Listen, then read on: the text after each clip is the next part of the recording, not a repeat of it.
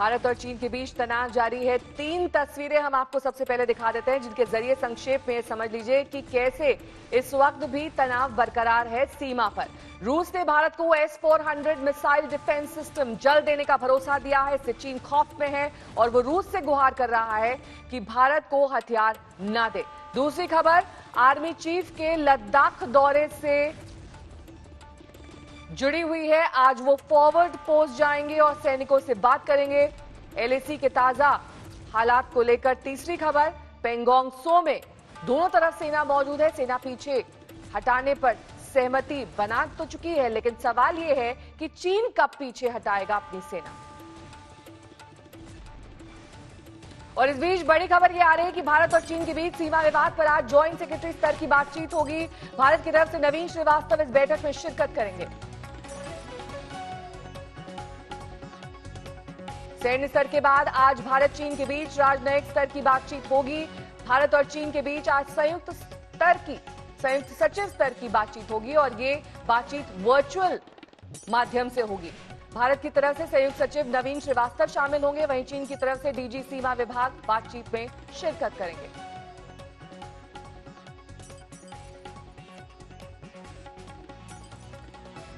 संयुक्त सचिव स्तर की ये वार्ता भारत और चीन के बीच, ये वर्चुअल बातचीत जिसे लेकर कई कयास लगाए जा रहे हैं कि आखिरकार कब चीनी सेना पीछे हटेगी, क्योंकि पहले जो बातचीत हुई थी उसमें ये निष्कर्ष निकला था कि दोनों तरफ से सेनाएं पीछे जाएंगी और जो पहले जैसा माहौल था वो बरकरार किया जाएगा।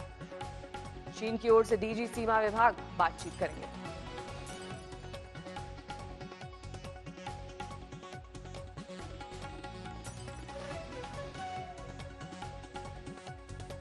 अभिषेक भल्ला हमारे संवाददाता से तमाम जानकारी के साथ हमारे साथ जुड़ गए हैं। अभिषेक, ये जो आज बातचीत होनी है, क्या लगता है इसके बाद चीनी सेना पीछे हटेगी या नहीं? क्योंकि पहले जब बातचीत हुई तब ये कहा गया था कि दोनों तरफ से ये कदम उठाया जाएगा, पर चीन की तरफ से तो ये हुआ ही नहीं। देखिए, संकेत बड़े साफ हैं कि बातचीत का दौर जारी रहेगा। अभी तक जो बातचीत हो रही थी पीछे हटने की, वो सेना के स्तर पर हो रही थी। कोर कमांडर लेवल मीटिंग हुई थी कुछ दिन पहले और उसके बाद ही कल ये दोनों तरफ से ये निर्णय लिया गया कि डिसएंगेजमेंट होगा। लेकिन बड़ा सवाल ये है कि ये डिसएंगेजमेंट होगा कैसे, इसकी प्रतिक्रिया क्या है, क्योंकि अभी भी कुछ पेचीदे चीजें जो हैं वो फंसी हुई हैं कि कहाँ पे कौन कितना पीछे हटेगा। अच्छी बात यह है कि सेना के स्तर पर ही नहीं और बल्कि अब डिप्लोमेटिक लेवल पर भी बातचीत का दौर जारी है। दोनों देशों ने ये तो बार बार बोला है कि मसला जो है वो बातचीत से ही सुलझाया जा सकता है, लेकिन देखने की बात यह है कि क्या इस बातचीत से कोई रिजल्ट निकलेगा, क्योंकि कुछ दिन पहले 6 जून को भी जब मीटिंग हुई थी सेना के स्तर पर, तब भी एक ऐसा ही निर्णय लिया गया था कि दोनों सेनाएं पीछे हटेंगी, लेकिन चीन की सेना ने ऐसा करने से नहीं माना। ठीक है अभिषेक, लौटेंगे आपके पास। मेरी सहयोगी श्वेता सिंह इस वक्त सीधे लेह लद्दाख से मेरे साथ जुड़ गए हैं। श्वेता, आर्मी चीफ के दौरे का आज दूसरा दिन, आज क्या कार्यक्रम रहने वाला है? और कल भी हमने देखा कि पहले बातचीत हो चुकी है, लेकिन इसके बावजूद चीन अपने कदम पीछे हटाने को तैयार नहीं है। जी नेहा, आज उनका दूसरा दिन आज पूरा हो जाएगा। आज यहाँ से निकल जाएंगे लेह से वो, लेकिन जो वो जिस तरह से अभिषेक भी बता रहे हैं, डिसएंगेजमेंट किस तरीके से हो दोनों सेनाओं का, इसे लेकर एक एक डिटेल इस बार भारत चाहता है कि क्लैरिफाई हो जाए। कहा जा रहा है कि चरणबद्ध तरीके से होगा, स्टेप वाइज उसका डी एस्केलेशन और डिसएंगेजमेंट यहाँ पर किया जाएगा। पिछली बार तैयार हो गए और किस तरह से हमने देखा कि जो जिससे बातचीत, जिस टुकड़ी से बातचीत हुई वो तो पीछे हटी, लेकिन एक नई टुकड़ी वहां पर नजर आने लगी। तो इस तरह की चीजें न हो, इस वजह से कूटनीतिक स्तर पर भी वो बातचीत का चैनल खुला रहेगा और यहाँ पर लगातार रोजाना वो बातचीत करके, ऐसा नहीं है कि आप छोड़ दें उसका एक सिरा छोड़ दें उस बातचीत का, यहां पर रोजाना वो बातचीत चल रही है ताकि कोई भी डिटेल उसमें से छूट न जाए। चरणबद्ध तरीके से न सिर्फ गलवान घाटी बल्कि पेंगोंग, जहां पर सबसे पहले यहां पर एक तरफ सिक्किम में नजर आया था कि किस तरीके से टकराव की स्थिति बनी थी और दूसरा यहां पर पेंगोंग, बाद में गलवान घाटी पर हमने देखा कि किस तरह की खूनी झड़प हो गई थी। तो उसको चरणबद्ध तरीके से कैसे किया जाए, उसकी बारीकियों पर यहां पर जो कमांडर्स ने बातचीत की है और आर्मी चीफ को को जिस तरीके से उसके बारे में ब्रीफ किया है, इस बार कहीं पर कोई कोताही, कहीं पर कोई छोटी सी चीज भी नहीं छोड़ी जा रही है नेहा, क्योंकि चीन को एक चीज के लिए भी आप ट्रस्ट नहीं कर सकते हैं।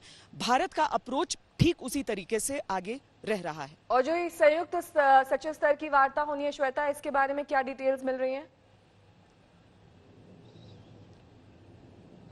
ये एक अच्छी चीज ये है नेहा कि दोनों तरफ से, मतलब जो आपकी सैन्य नीतियां हैं, सैन्य जो बातचीत है, चाहे कूटनीतिक बातचीत है, दोनों के बीच एक संतुलन, एक समन्वय सा रखने का पूरा प्रयास है। सबको लूप में रखा जा रहा है। सारी जो बातचीत है वो बिल्कुल सामंजस्य बैठाकर, संतुलन बैठाकर, यहाँ जो कमी रह जा रही है उसकी बातचीत जो है वो वहां पर कूटनीतिक स्तर पर रखी जा रही है। अगर यहां पर कोई चीज है कि मान लीजिए सैन्य स्तर पर नहीं हो सकता है तो उसे वहां पर पूरा किया जाएगा। यानी एक एक चीज पूरी पिक्चर को कंप्लीट करते हुए, हर डॉट को ज्वाइन करते हुए आगे बढ़ना है चीन के साथ। ठीक है, बहुत बहुत शुक्रिया श्वेता इस तमाम जानकारी के लिए आपका। आगे बढ़ेंगे, बात करेंगे रक्षा मंत्री राजनाथ सिंह के रूस दौरे की। राजनाथ सिंह आज मॉस्को में विक्ट्री डे परेड में शामिल होंगे। कल राजनाथ सिंह ने रूस के डिप्टी पीएम से मुलाकात की थी। दोनों देशों के बीच रक्षा सौदों पर अहम बातचीत हुई, लेकिन एलएसी पर तनाव के मद्देनजर चीन इस मुलाकात और बातचीत से चिढ़ गया है।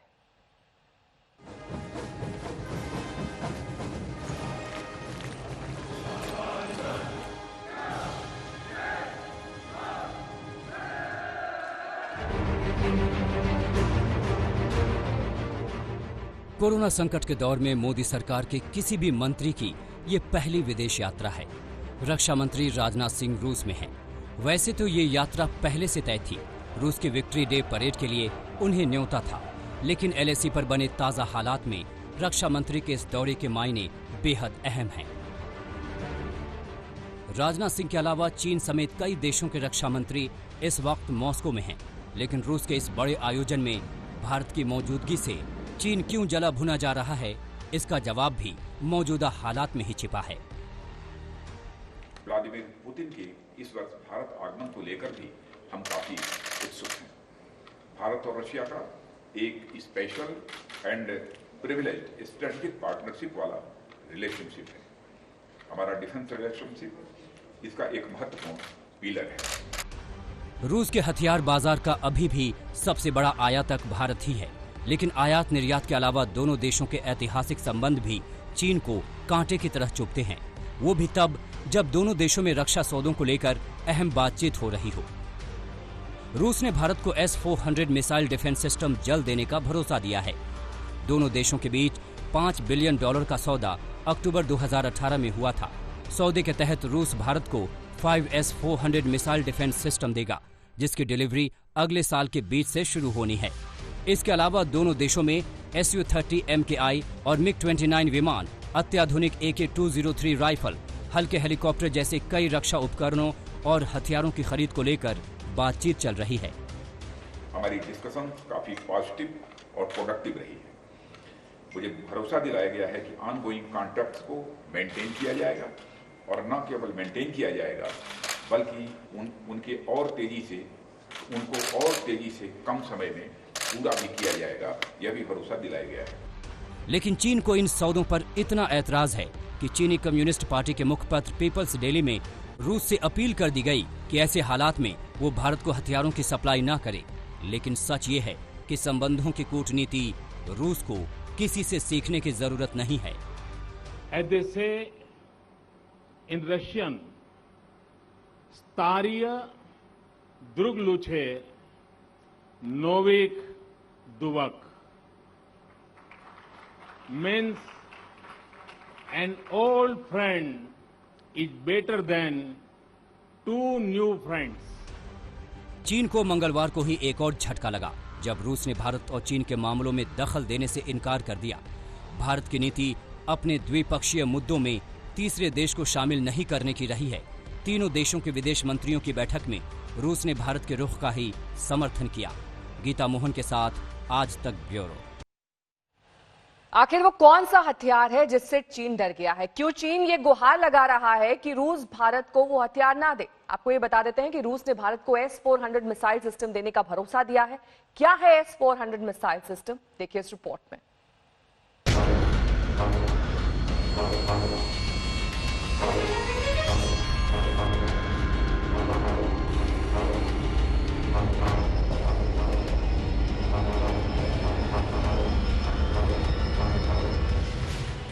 ये है दुनिया के सबसे शक्तिशाली मिसाइल डिफेंस सिस्टम का दम, और इसमें भारत के दुश्मनों को बेदम करने की काबिलियत है। नाम है S-400 ट्रायम्फ। काम है एयरक्राफ्ट, क्रूज मिसाइल और यहां तक कि एटमी मिसाइल को भी हवा में ही मार गिराना। और इसे दुनिया के सबसे खतरनाक मिसाइल डिफेंस सिस्टम की उपाधि मिल चुकी है। इसकी ताकत का राज छिपा है इसमें लगी 3 तकनीकों में। पहली है मिसाइल लॉन्चर, दूसरी है शक्तिशाली रडार सिस्टम और तीसरी तकनीक है कमांड सेंटर। इसकी रफ्तार 600 किलोमीटर की दूरी तक अपने टारगेट को पहचान सकता है और एक साथ 100 से 300 टारगेट्स को ट्रैक कर सकता है। S-400 में फिट मिसाइलें 400 किलोमीटर तक की दूरी तक मार कर सकती हैं। इसकी मारक क्षमता इतनी अचूक है कि ये एक साथ 3 दिशाओं में मिसाइल दाग सकता है और हवा में उड़ते 36 टारगेट्स को एक समय में निशाना बना सकता है। ये सिस्टम मिसाइल से लेकर ड्रोन तक से किए जाने वाले हमले को नाकाम कर सकता है। इतना ही नहीं, S-400 सिस्टम मिसाइल हमले की स्थिति में खुद एक्टिव होता है और दुश्मन की मिसाइल हो या लड़ाकू विमान, हवा में ही उसे ध्वस्त कर सकता है। आज तक की टीम पिछले साल रूस के सेंट पीटर्सबर्ग के बाहरी इलाके में मौजूद उस फैसिलिटी में भी गई थी जहां भारत को डिलीवर किए जाने वाले S-400 ट्रायम्फ सिस्टम का निर्माण हो रहा था और उसकी टेस्टिंग हो रही थी। S-400 की टेस्टिंग बहुत कड़ी होती है। इसके एक एक पुर्जे को धूल, बारिश, ठंड, हर तरह की परिस्थितियों का सामना करना पड़ता है। दुनिया में अभी तक ऐसा कोई फाइटर जेट नहीं है जो S-400 की रडार से बच सके। शिव अरूर के साथ आज तक ब्यूरो। चीन के साथ सरहद पर जहां तनाव है, वहीं तनाव का एक मोर्चा नेपाल बॉर्डर पर भी खुल गया है। बीते कुछ दिन से नेपाल लगातार भारत विरोधी एजेंडा चला रहा है। पहले नक्शे में बदलाव किया, फिर नागरिकता संशोधन बिल लाया और अब पूर्वी चंपारण पर भारत नेपाल सीमा पर बने बांध की मरम्मत पर रोड़े अटकाने पर तुला हुआ है। चीन की शह पर नेपाल के तेवर बदले हुए हैं। यही वजह है कि वो जगह जगह बेवजह विवाद खड़ा करना चाहता है। लालबेकिया बांध को लेकर जो विवाद है इसके बारे में हम बताना चाहेंगे कि ये जो पिलर है भारत नेपाल सीमा को तय करता है, 346 नंबर पिलर, ये इलाका नेपाल का है और ये भारत का है। अब इस पिलर से कितनी दूरी पर जो गुआबाड़ी जो तटबंध है लालबेकिया नदी पर, ये देखिए कितनी दूरी पे है। और बांध को देख के ये आसानी से अंदाजा लगाया जा सकता है कि वर्षों यानी कि दशकों पुराना ये बांध रहा होगा। हालांकि इसकी मरम्मत अब चल रही है, जिसको लेकर नेपाल सरकार ने अड़ंगा डाला है। प्रहरियों ने आकर कामकाज को रोका है। यहाँ इतने बड़े बड़े पेड़ है, ये हाल फिलहाल के तो हो नहीं सकते हैं। इसी से ये अंदाजा लगता है कि ये काफी पुराना बांध है और इसका मरम्मत का काम केवल चल रहा था। चूंकि ये मानसून शुरू हो चुका है बिहार में, तो ऐसे में अगर नदियों में, जो कि नेपाल से जो सारी नदियां उत्तर बिहार में आती हैं, अधवारा समूह की नदियां हैं, चाहे वो कोसी हो, बागमती हो, गंडक हो, ये तमाम नदी जो नेपाल से आकर बिहार में तबाही मचाती है और उसी बाढ़ को रोकने के लिए तटबंध बनाया जाता है और तटबंध की मरम्मत की जाती है मानसून से पहले। लेकिन पिछले 1-1.5 महीने से ये काम यहाँ पर रुका हुआ है। यहाँ तक ये काम होना था भराई का, इसके मरम्मत का, लेकिन ये नहीं हो पाया है और यही वजह बताई जा रही है कि अगर ये काम पूरा नहीं होता है तो बिहार में इस साल अगर बाढ़ का तांडव काफी बड़ा होता है तो बिहार में इसका काफी नुकसान उठाना पड़ सकता है। कैमरामैन नदीम आलम और सचिन पांडे के साथ सुजीत कुमार झा, भारत नेपाल सीमा, पूर्वी चंपारण, आज तक। और एक बार फिर से कोरोना के ग्राफ की बात करेंगे जो कि तेजी से बढ़ रहा है। वहीं राजधानी में कोरोना एक तरीके से अनकंट्रोलेबल हो गया है। महज 24 घंटे में करीब 4000 नए मरीज सामने आए।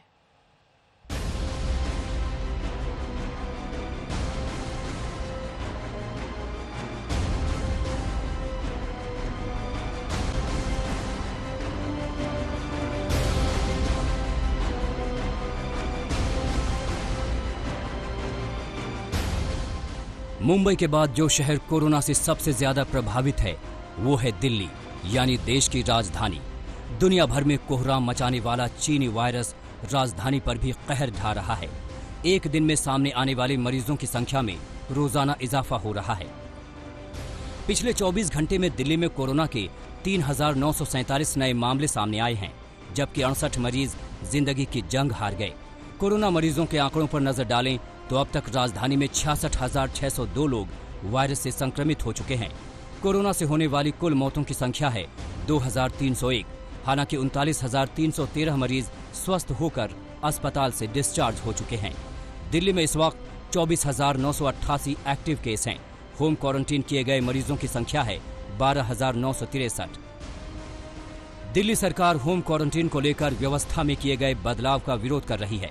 उप मुख्यमंत्री मनीष सिसोदिया ने पुरानी व्यवस्था लागू करने के लिए एलजी को खत लिखा है।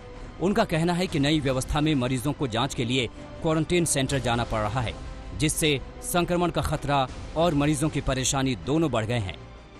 अगर अभी का आंकड़ा देखें तो 10,000 से ज़्यादा लोग इस समय होम आइसोलेशन में हैं और क्वारंटीन सेंटर्स में केवल 6,000 बेड्स हैं।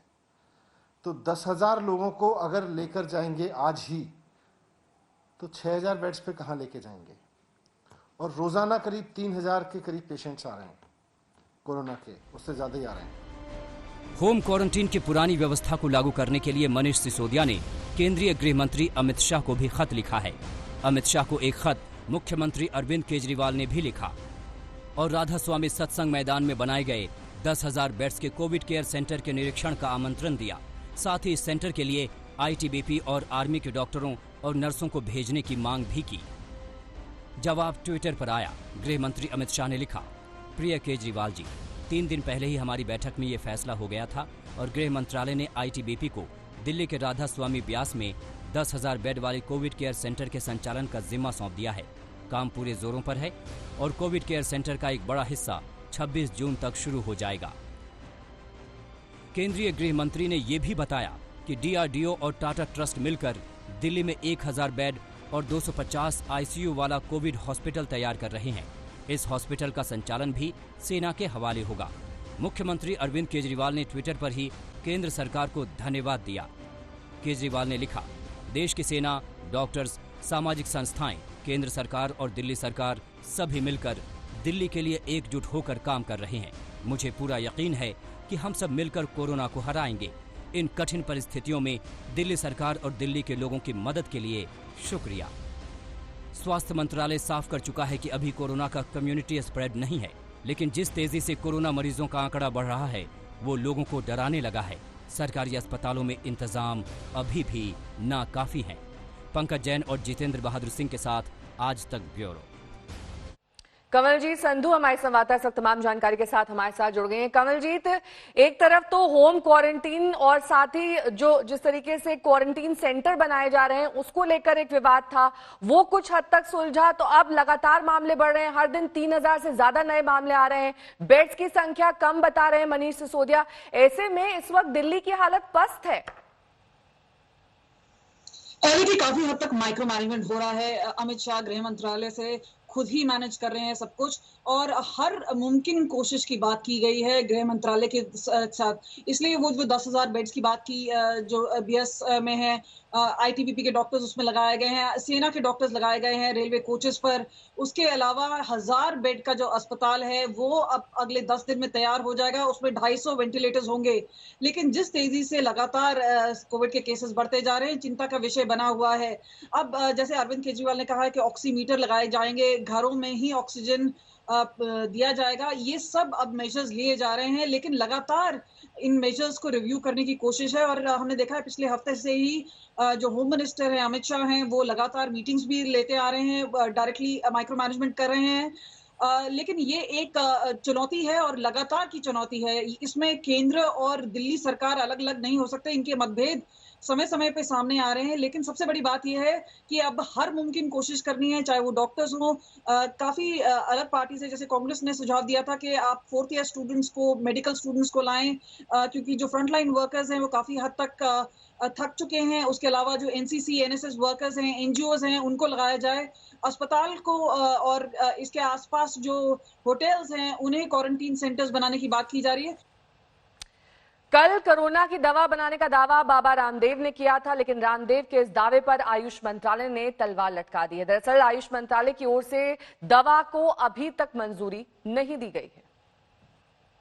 कोरोना का पहला Ayurvedic treatment, this is not only control, cure है ये उसका। इसमें 100% रिकवरी रेट है विद इन 2 to 7 days और 0% डेथ रेट है। ये भी बहुत बड़ी बात है और ये दुनिया के लिए।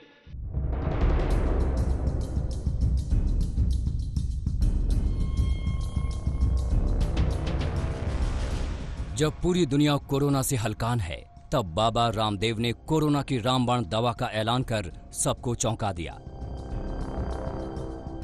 लेकिन बाबा रामदेव के इस ऐलान के चंद घंटों के बाद ही आयुष मंत्रालय के एक बयान से तमाम सवाल खड़े हो गए। सिर्फ 7 दिनों में कोरोना के इलाज के दावे पर आयुष मंत्रालय हरकत में आ गया और स्वतः संज्ञान लेते हुए साफ किया कि उन्हें इस तरह की दवा की कोई जानकारी नहीं है। आयुष मंत्रालय ने पतंजलि से दावों पर जानकारी मांगी। पतंजलि से पूछा, कोरोनिल दवा में इस्तेमाल किए गए तत्वों का विवरण दे। जहां दवा पर अध्ययन किया गया है उस जगह का नाम, हॉस्पिटल का नाम, प्रोटोकॉल, सैंपल साइज की भी डिटेल मांगी है। संस्थागत आचार समिति की मंजूरी, CTRI रजिस्ट्रेशन और अध्ययन के नतीजों का डेटा भी मांगा गया है। मंत्रालय ने साफ किया कि जब तक मामले की जांच नहीं हो जाती तब तक इस तरह के दावों के विज्ञापन पर रोक लगे। आयुष मंत्रालय की इस आपत्ति के बाद पतंजलि ने लंबी चौड़ी सफाई पेश करते हुए अपने दावे को साबित करने के लिए आयुष मंत्रालय को सबूत पेश किए।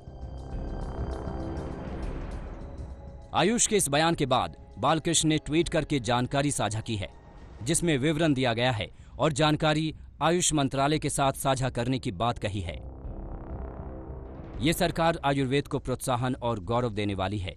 जो कम्युनिकेशन गैप था वो दूर हो गया है और randomised placebo controlled clinical trials के जितने भी स्टैंडर्ड पैरामीटर्स हैं उन सबको 100% फुलफिल किया है। इसकी सारी जानकारी हमने आयुष मंत्रालय को दे दी है। वहीं बाबा रामदेव का कहना है कि दवा की रिसर्च में सारी गाइडलाइन का पालन किया गया है, जिसके बाद दवा को बाजार में लाया जा रहा है। मैं इतना ही बोलूंगा कि हमने 100% जो क्लिनिकल कंट्रोल ट्रायल के लिए पैरामीटर्स गवर्नमेंट के द्वारा निर्धारित हैं, जो अप्रूवल लेने चाहिए वो लेकर के किया। मुझे लगता है थोड़ा कम्युनिकेशन गैप था, वो खत्म हो गया है। अब इसमें कोई विवाद नहीं है और हमको तो कोई विज्ञापन करने की जरूरत ही नहीं है। इस समय लाखों लोग ये दवा मांग रहे हैं और ना हमारी कोई विज्ञापन करने की मंशा है। हाँ, जो औषधि के परिणाम आए, जब भी कोई क्लिनिकल कंट्रोल ट्रायल होता है तो उसके रिजल्ट अनाउंस करते हैं, वो हमने भी किए और आपने खुद भी उस निम्स के डॉक्टर्स से पूछा है। ये डेटा कोई छुपे हुए नहीं है। बाबा रामदेव का दावा है कि दवा का ट्रायल NIMS में किया गया, जहां के डायरेक्टर ने दवा की टेस्टिंग प्रभावी होने की बात मानी है। पेशेंट्स में ऐसा है कि इसमें रिजल्ट्स काफ़ी अच्छे आए हैं। इसमें जो पतंजलि के रिसर्च पब्लिकेशन जो उन्होंने हमें दिया है पब्लिकेशन, उसमें यह है कि 3% 3 दिन में 69% पेशेंट ट्रीट हो गए थे और हाँ, पूरी तरह ठीक हो गए थे और बाकी जो मरीज थे वो भी 7 दिन में पूरी तरह सही हो गए। तो इसका रिजल्ट इफेक्टिवनेस 100% है। बहरहाल मामले को लेकर अब खींचतान शुरू हो गई है।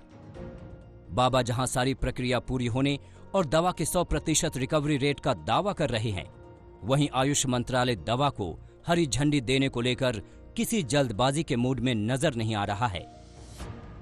जयपुर से देव अंकुर, दिल्ली से मिलन, संजय शर्मा, अंजना ओम कश्यप के साथ आज तक ब्यूरो। देश भर में कोरोना के केस बढ़कर 4,56,000 से ज्यादा हो गए हैं। देश भर में कोरोना से अब तक कुल मौतें 14,476 हुई हैं। 2,58,000 से ज्यादा मरीज स्वस्थ भी हुए हैं। कोरोना से जुड़ा ये ताजा अपडेट हम आपको बता रहे हैं, जो कि स्वास्थ्य मंत्रालय द्वारा जारी किए गए आंकड़े होते हैं। 4,56,183 देश भर में कुल कोरोना के मामले हैं।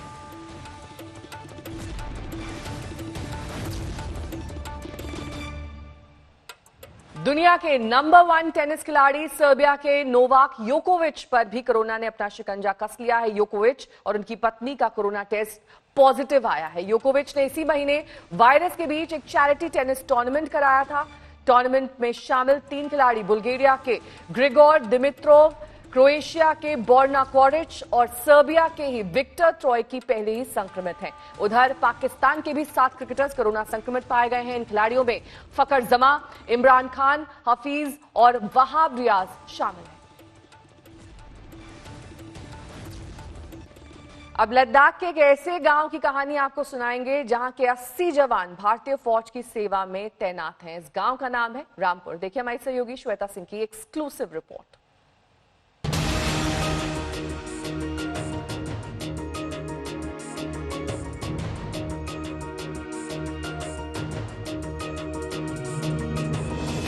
आज हम आपको एक ऐसे गांव के लोगों से आपकी मुलाकात करवाने वाले हैं जिसे सुनकर आप सिर्फ यही कहेंगे कि ये तो अद्भुत है, क्योंकि 63 घर यहाँ पे आज की तारीख में 80 से अधिक फौज में शामिल है, देश सेवा कर रहे हैं।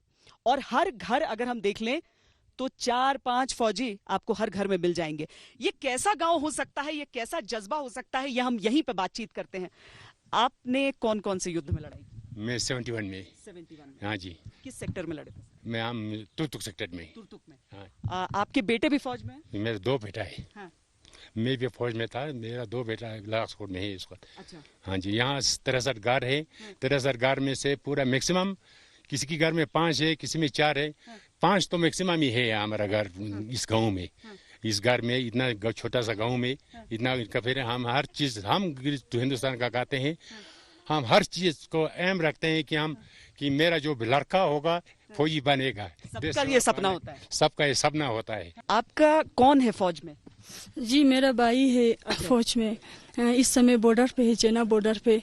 और हमें फक्र हो रहा है कि हमारा सारे शिशोद ब्लॉक का जो जितने भी लोग हैं वहाँ पे बैठे हुए हैं और डर भी लग रहा है। जो शहीद हो गए थे 20 लोग, उनके लिए हमें बहुत दुख भी है अंदर से और डर भी लग रहा है। वहाँ पे बहुत सारे भाइयाँ हैं हमारा और हर घर से 3, 4, 5 लड़के तो है ही है।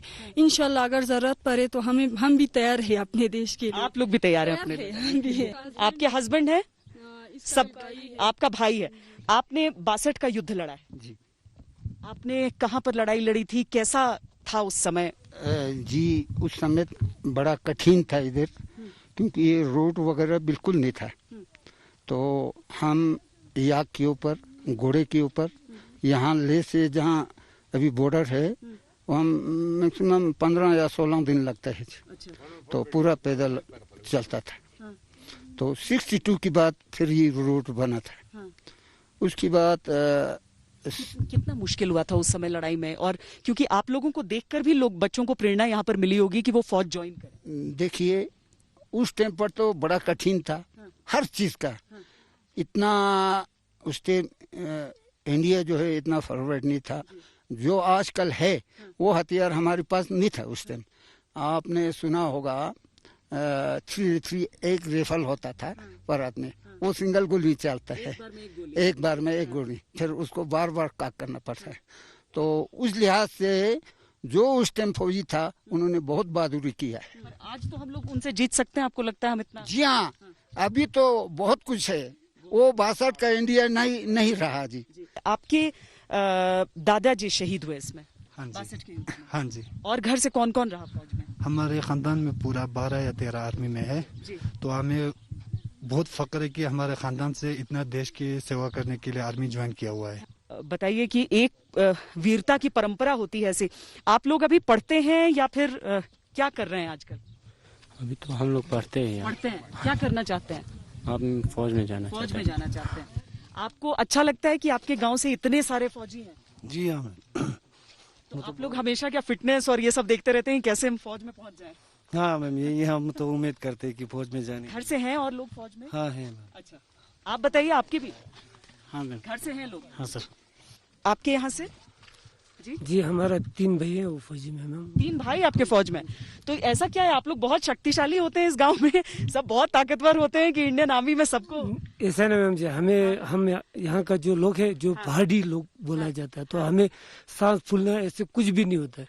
तो हमें सर्दी में भी बैठ सकता है, हम गर्मी भी सह सकते हैं। तो इसीलिए ना ज्यादातर आदमी इसीलिए ज्वाइन होता है कि यहाँ का आदमी जो है तो लोकल यहाँ का डिश चलता है, तो इसीलिए यहाँ पे रहने की यहाँ पे आदत पड़ता है, इसीलिए। हाँ, लेकिन उसके लिए आपको जज्बा भी बहुत चाहिए होता है कि आप में ताकत है, आप में शक्ति है, लेकिन आप साथ में सोचते हैं कि आप देश के लिए भी कुछ करें। और ये अगर परंपरा आपको यहाँ पर नजर आ रही है, मुझे लगता है कि समूचे देश के लिए ये मिसाल है। लद्दाख के भीतर एक ऐसा गांव जहां पर हर घर से एक नहीं कई फौजी निकलते हैं और कई पीढ़ियों से निकल रहे हैं।